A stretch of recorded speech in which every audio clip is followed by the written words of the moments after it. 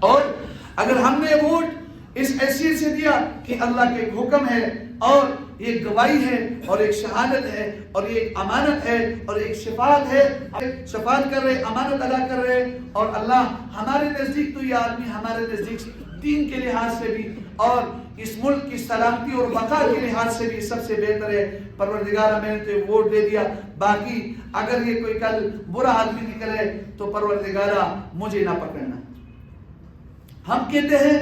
کہ بھئی علماء کا اس سیاست سے کیا کام ہے؟ علماء تو سب سے زیادہ اس کے حقدار ہے، جیسے میں نے آپ کے سامنے احادیث مبارکہ تلاوت کی، ان احادیث کی روشنی میں علماء سب سے زیادہ اس کے حقدار ہے، کیونکہ وہ ہمارے اس مسلح کی بھی امام ہے اور بڑی امامت کے بھی وہ مستحق ہے، ہمارے خیر خواہ ہے۔ میں منبر رسول پر بیٹھ کر قسم اٹھانے کے لیے تیار ہوں، میں آنس نہیں ہوں گا کہ ہم آپ کے خیر خواہ ہیں۔